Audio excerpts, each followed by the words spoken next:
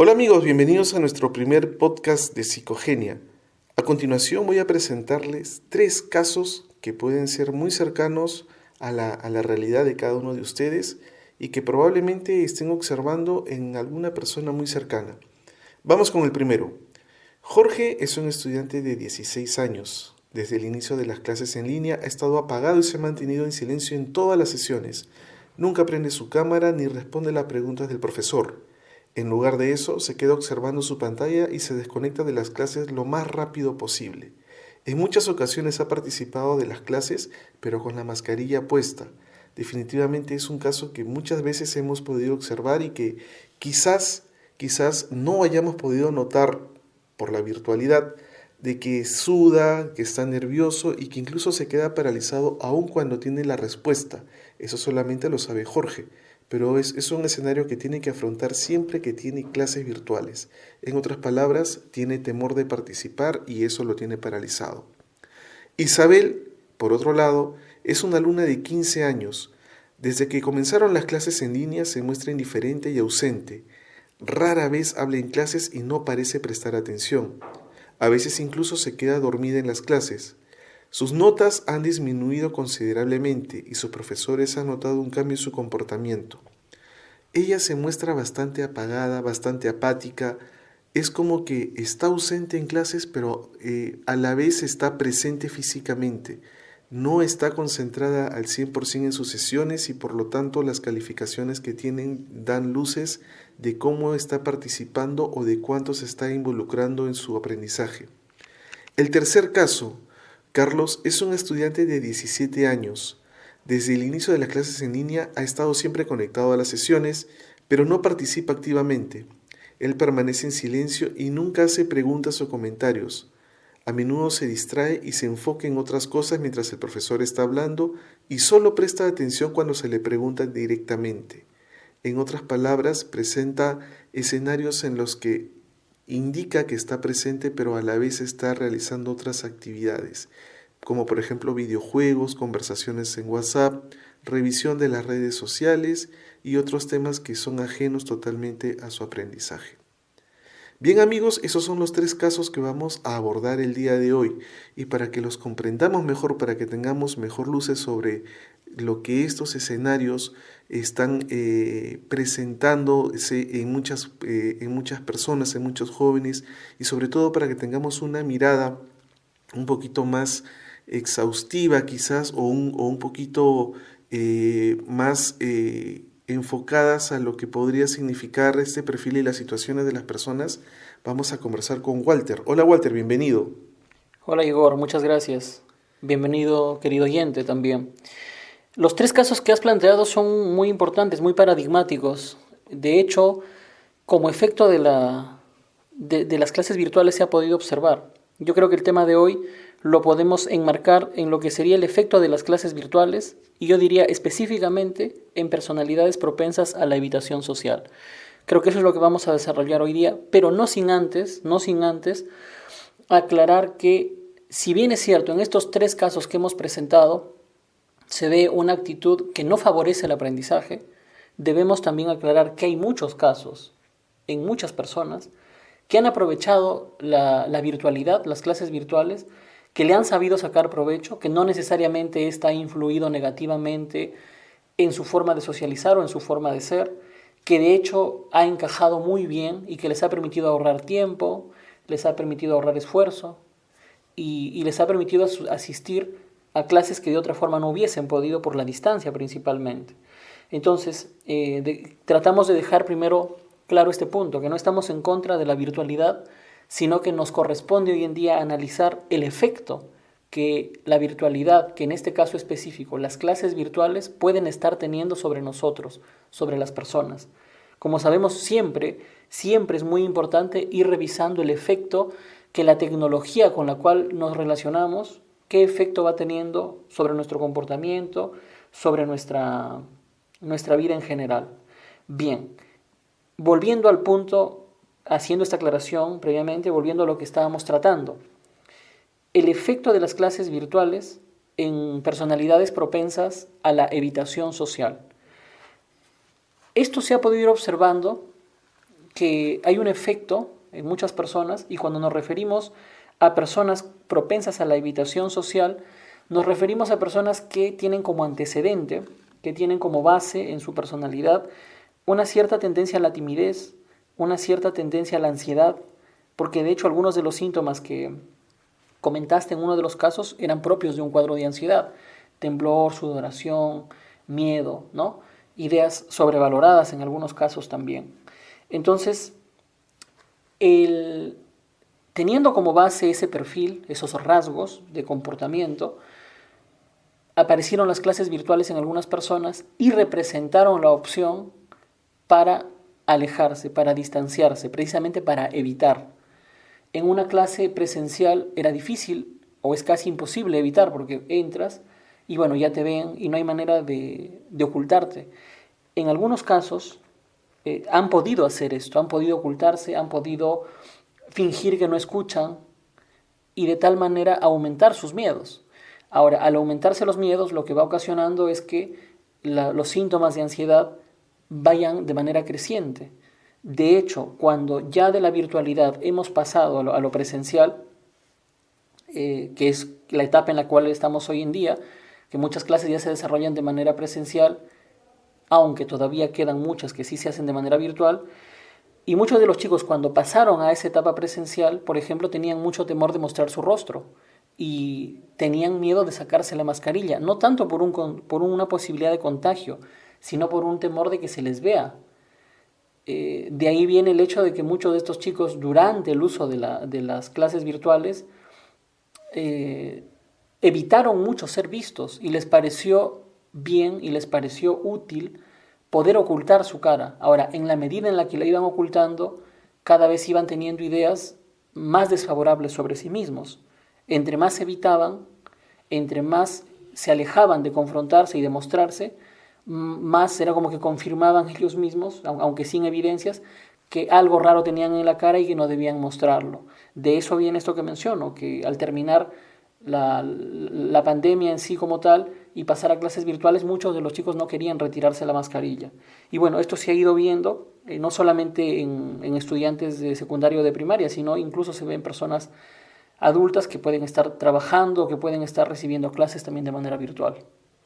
Ahora, cabe la pregunta en este punto, dado que esta situación pertenece solamente a la persona que está en el problema, en este caso al joven, que está atravesando estas dificultades y que quizás no ha conversado con sus familiares o que quizás las personas que están en su entorno no han detectado, ni siquiera imaginan que tiene sudoración, tiene temor. Él tampoco nunca ha dado luces precisamente de esta situación que él atraviesa.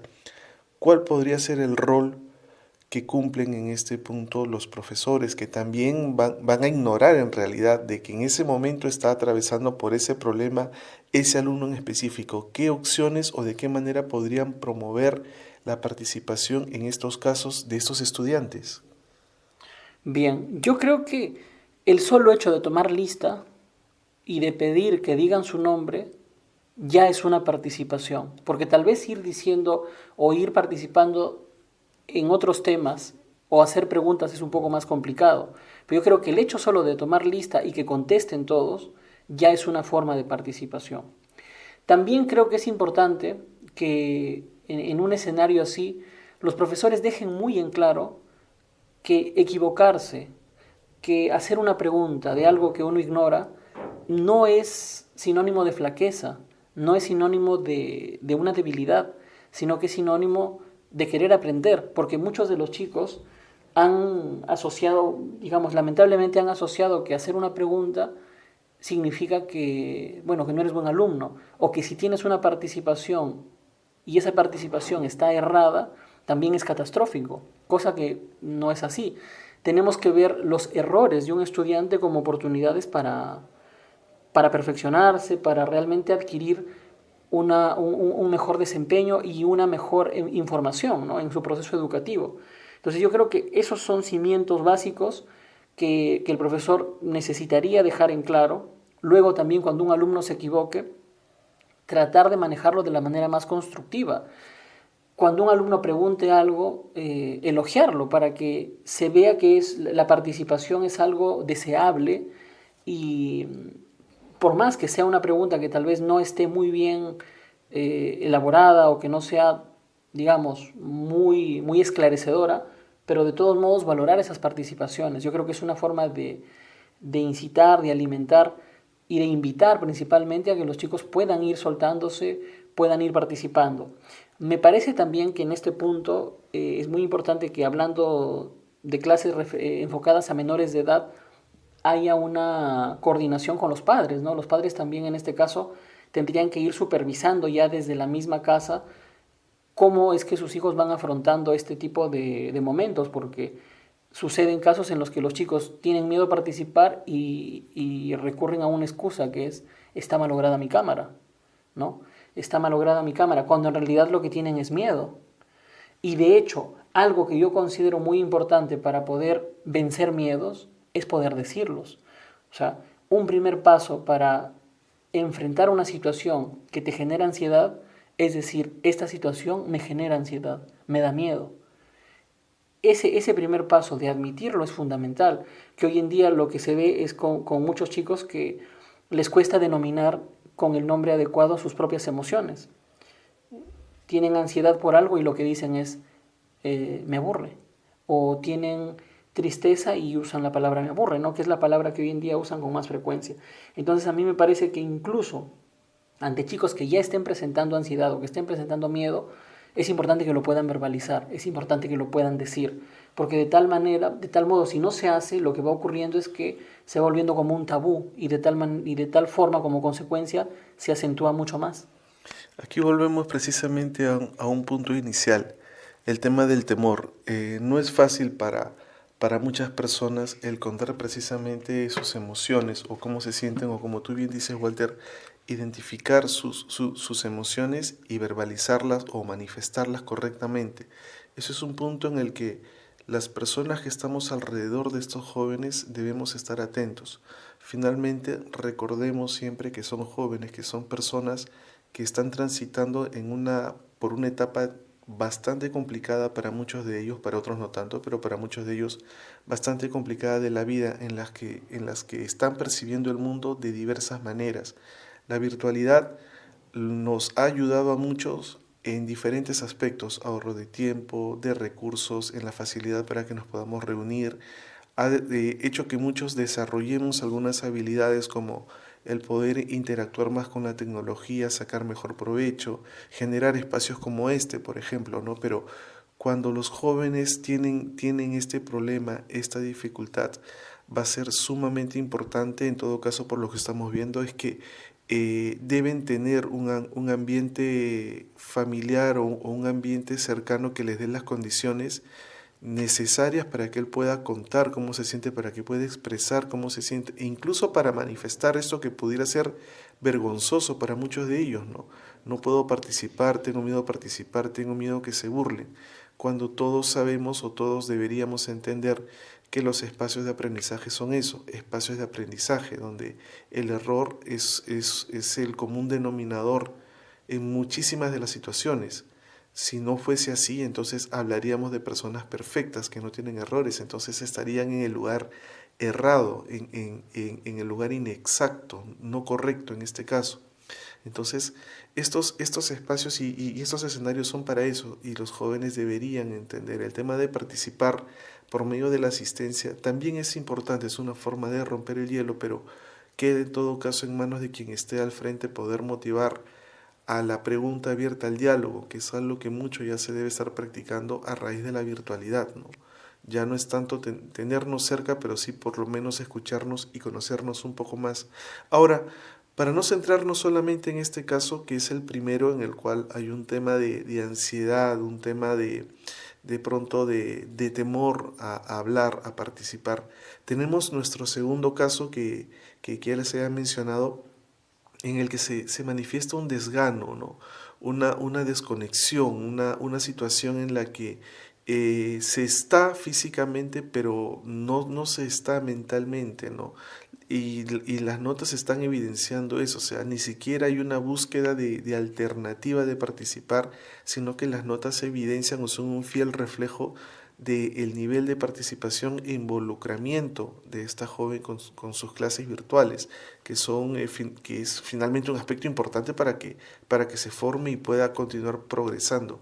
En esta situación, si tenemos este caso, Walter, ¿qué sugerencias se pueden brindar a las personas que están alrededor y que podrían estar apreciando este cuadro en estos momentos? Bien, pues es importante que cuando se va dando un contenido educativo tiene que ir aterrizando en cuestiones prácticas. De otra manera, las personas no van a poder entender el valor práctico, aplicativo del contenido. Yo creo que una de las cosas que empieza a desanimar a los estudiantes es que reciben una información y bueno, llegan a la conclusión, esto nunca lo voy a aplicar en mi vida, ¿no? De tal manera que ya hay una desmotivación, digamos, muy pronta, muy rápida, porque se siente que lo que nos están dando está totalmente desconectado de nuestra vida, de nuestros intereses. En ese sentido, yo creo que las clases, y eso ya tiene que ver un poco más con quien elabora las clases, tiene que, si bien es cierto, son contenidos científicos, son contenidos informativos, pero siempre se tiene que dejar muy clara la parte aplicativa de esta, ¿no? La importancia aplicativa de esto, y de esta manera posiblemente el alumno tiene menos posibilidades de desconectarse o de desmotivarse, ¿no? Si es que no se le plantean cuestiones cotidianas o cuestiones prácticas, pues definitivamente va a haber una mayor posibilidad de desmotivarse. Creo que también en este sentido es muy importante el material que se vaya usando, porque, bueno, los chicos tienen una cierta preferencia por usar determinados materiales, ¿no? Tal vez usar algunos videos, plantearles ejemplos también de manera constante, pedirles ejemplos también a ellos mismos, ¿no? De lo que van entendiendo. Yo creo que es muy importante en una clase ir constantemente verificando cómo están entendiendo los chicos. Es más importante que terminar el contenido que uno ha preparado, yo diría. Ir verificando cuánto realmente ellos están logrando captar, porque también sucede esto, ¿no? Que cuando los chicos ya se empiezan a sentir que no le pueden seguir el ritmo a la información, también es algo que los desanima. O sea, ya dicen, ya me atrasé, o sea, ya tengo una gran desventaja, no creo que pueda, ya en cada clase entiendo menos, y la motivación o la desmotivación en este caso se va acentuando mucho más. Entonces, esos casos también hay que tenerlos muy claros, ¿no? Ahora, la familia tiene que complementar también ese aspecto, o sea, preguntarle a los chicos cuál es la importancia de lo que están aprendiendo, cuál es la parte práctica de lo que están aprendiendo, conversar de los cursos no solamente en un sentido de decir cuánta nota está sacando, como si la nota reflejara todo, sino preguntar tal vez qué utilidad tiene lo que estás viendo, de qué manera se puede aplicar, para qué te va a servir lo que estás hoy en día aprendiendo, revisando. Creo que son formas diferentes de tratar la información que se va recibiendo en las aulas, ¿no? Es importante lo que manifiestas, ¿no? De qué manera podríamos involucrar a una persona que está desconectada del mundo, y precisamente esa podría ser una de las claves, buscar o encontrar casos que puedan traerla a la realidad, traerla a esta persona al contexto, a un contexto real, con elementos reales, con variables naturales que se dan, y de esta manera realizar todas estas clases, poner como ejemplo estas situaciones. Puede ser una buena estrategia precisamente para que estas personas que de pronto sienten desconexión empiecen a vincular nuevamente las ideas y las formas de pensamiento con situaciones actuales, con situaciones cotidianas. Aquí vamos tratando ya dos temas, y lo que estamos viendo es que el rol de la persona o de las personas que están alrededor de los jóvenes es sumamente importante. No es únicamente por el hecho de que son jóvenes o que veamos que están tomando estatura, cuerpo, voz, están desarrollándose ya camino hacia la adultez, pues entonces esté con todas las capacidades desarrolladas. Principalmente las capacidades cognitivas y de aprendizaje están todavía en evolución, y es importante incidir en ellas. El tema de la desconexión es un tema que se ha presentado mucho durante la pandemia, o en la etapa incluso post pandemia, por diferentes aspectos, ¿no? Personas que han muerto, personas que han fallecido, amigos que ya no están, entornos que no son familiares, situaciones que de pronto extrañamos como eran antes a como son ahora, y condiciones que ya no van a ser iguales por diferentes motivos. Han sido 2 años que hemos estado todos en un paréntesis, y en ese paréntesis hemos crecido, hemos cambiado, nos hemos mudado, otros hemos cambiado bruscamente porque las condiciones de la pandemia fueron así, perdimos familiares, amigos. Entonces, entender también de que esta situación puede ser normal siempre y cuando no sea permanente.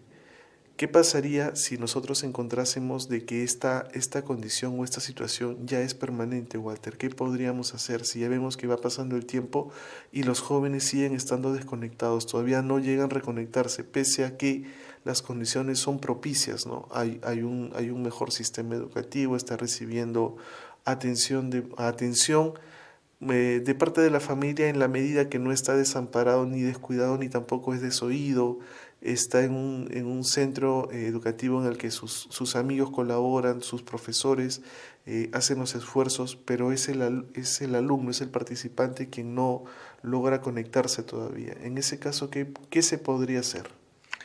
Bueno, yo creo que puede deberse a varias cosas, ¿no? Una de las alternativas en esta situación sería establecer una línea base para empezar, una línea base que nos permita saber cuáles son los conocimientos que este alumno tiene bien instaurados, ¿no? Por ejemplo, tal vez ya en los cursos actuales se están tocando, no sé, multiplicaciones, potenciaciones, y esta persona, su base es que sabe sumar y restar nada más, y desde ahí habría que empezar, ¿no? Identificando esa línea base. Eso se tendría que hacer de la mano con un profesor. Otro aspecto podría ser cuestiones ya netamente emocionales, ¿no? Que definitivamente implicaría una exploración, posiblemente ya con un profesional en este caso, ¿no? Que puede explorar bien cuáles son esas dificultades emocionales que la persona, en este caso el adolescente o niño, está presentando, y a partir de eso plantear algunas alternativas. Ahora, la mejor exploración es la que se hace junto a la familia. De hecho, desde mi experiencia profesional, lo que puedo decir es que cuando se va a abordar un niño o un adolescente, si bien es cierto, hay que escucharlo, hay que tomar mucho de lo que dice, hay que preguntarle cosas, pero no se puede dejar de lado preguntarle también a la familia y entender bien en qué tipo de contexto está viviendo, ¿no? Cómo la misma familia le está comunicando algunas cosas, algunas exigencias, algunas expectativas, porque puede ser también que estemos frente a un chico que carga con muchísimas expectativas de parte de sus padres, o también que es descalificado constantemente por ambos padres, ¿no? Y por ese motivo es que le cuesta conectar. Adicionalmente, ya lo que veníamos hablando, ¿no? Que una etapa de pandemia que implicó muchas cosas, entre ellas llevar mal algunos años de estudio, ¿no? Y al llevar mal ya no hay una base importante de aprendizaje, no se logró consolidar bien, que eso es lo que se está viendo hoy en día también, que durante la pandemia muchas personas, por ejemplo, pudieron haber pasado de grado, pero sin haber aprendido tanto, sin consolidar una base, digamos, tan importante o tan bien hecha como para pasar al siguiente año. Ahora, esto en parte se debía a que la gente no estaba preparada para llevar clases virtuales también. Y al no estar preparada, bueno, se hizo lo que se podía. Y dentro de que se hizo lo que se podía, ya algunas personas pues aprovecharon un poco más, otras aprovecharon mucho menos, ¿no? Pero definitivamente no se podía verificar bien, incluso por el hecho de que no había una presencialidad. Creo que eso es lo que se podría recomendar en ese caso. Correcto, Walter. Sí, a mí me parece bastante bueno lo que nos comentan. Y tenemos el último caso por analizar. El caso de este joven que teniendo todas las condiciones y más, ¿no? Hace mal uso, digamos, de los recursos, ¿no? O sea, está en clases, está presente, no quiere participar, está distraído en juegos, en chats, en conversaciones ajenas al tema, y eso es algo que incluso se aprecia también en la presencialidad, no únicamente en la virtualidad. En esos escenarios en el que las condiciones son propicias, abundan los recursos, abundan los medios, abundan las facilidades para un buen aprendizaje. ¿Qué se podría hacer? Bien, es cierto, ¿no? Muchos chicos con el exceso de recursos, el exceso de tecnología, lo que encontró fue puertas abiertas para explorar otras cosas mientras las clases se iban desarrollando, ¿no? Ponerse a jugar, ponerse a interactuar en las redes sociales. Y todo esto que has descrito muy bien en ese tercer caso, ¿no? Definitivamente, cuando ya un chico hace todo eso, va a requerir una intervención por parte de un adulto. Es un adulto el que tiene que intervenir y empezar a fijarle horarios, a conversar con él, a plantearle incluso otras formas de divertirse, porque lo que ocurre es que muchos chicos también no tuvieron otra forma de divertirse más que los videojuegos, y eso hasta ahora permanece. Entonces, de un modo u otro, tienen que jugar, y ahí es donde se tendría que pensar en alternativas de actividades lúdicas, de actividades de juego, diferentes a los videojuegos, para ir sacándolos un poco, porque también cortarle el uso de videojuegos de una manera radical, sin alternativas, sin ofrecerle alternativas a los chicos para que se puedan divertir, puede terminar siendo una cuestión contraproducente, porque al final se van a frustrar o se pueden rebelar o simplemente ponerse en una situación donde no colaboren más con lo que se les está pidiendo. Entonces, yo creo que en estos casos, ¿no?, de los chicos que ya han empezado a jugar demasiado, a incluso dejar el estudio y priorizar el juego, sí requieren ya un seguimiento muy especial por parte de los adultos. Son los adultos los que tienen que estar tras él, son los adultos los que tendrán que ver la forma de limitar el acceso por su computadora o por el aparato tecnológico que tengan, de limitar el acceso a las cosas que en este momento les está dando prioridad. Tal vez instaurar horarios, ¿no? También podría ser, darle un horario para que lo pueda hacer, pero hay que ser sinceros también, no todos los chicos van a acceder a eso, no todos los chicos van a aceptar el horario y lo van a cumplir. En esos casos se tendrá que adoptar algunas medidas un poco más severas o un seguimiento mucho más riguroso, ¿no?, para evitar que, digamos, lo que se viene haciendo se derrumbe, o para evitar que pueda repetir de año, o para evitar que la actitud o la conducta de jugar se vaya acentuando mucho más, ¿no? Correcto, Walter. Entonces, reiteramos, por lo que estamos analizando en estos 3 casos, siempre va a ser necesario la participación de las personas que están a cargo de estos jóvenes desde las distintas posiciones, desde la familia, principalmente de la familia o de las personas que están a cargo de estos jóvenes, y desde el rol también del docente, identificar, ver o entender de que no solamente puede ser por un tema de simple desatención, por un tema de un simple desgano, que a veces puede darse, sino que responde a diferentes factores, a diferentes situaciones que también el docente o la docente deben afrontar y deben manejar de la mejor manera posible. Entonces, Walter, para ir cerrando de pronto esta conversación con estos 3 enfoques distintos sobre jóvenes que están atravesando una misma situación, que es la del estudio, el aprendizaje, ¿a qué conclusiones podríamos llegar y qué recomendaciones podrías darnos?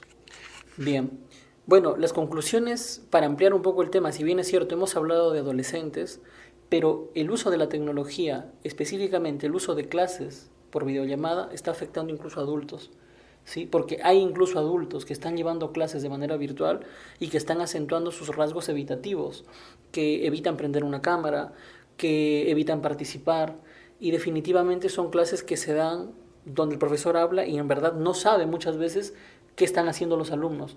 Esto también se ha llevado a reuniones de trabajo, ¿no? Hay personas que hoy en día tienen reuniones de trabajo y donde algunos optan por no prender la cámara. O sea, si bien es cierto, hemos partido de cuestiones con menores de edad, pero es algo que hoy en día está también presentándose en los adultos.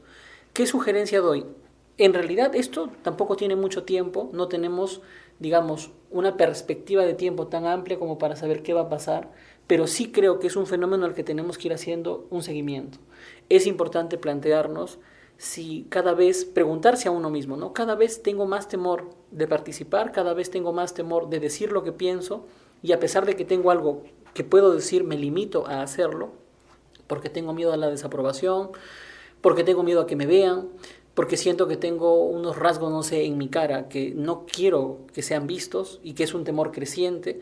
Yo creo que esas son preguntas fundamentales, ¿no? Si uno es adulto, se las hará a sí mismo. Y si es hacia de adulto como padre, hacia los hijos, ¿no? Preguntarse si uno está teniendo hijos que están acentuando estos rasgos y se están convirtiendo en una limitación. Es importantísimo, si es que las respuestas ante estas preguntas, ante estas reflexiones, es que uno sí está incurriendo en un aislamiento, en un temor a participar, es importante afrontar.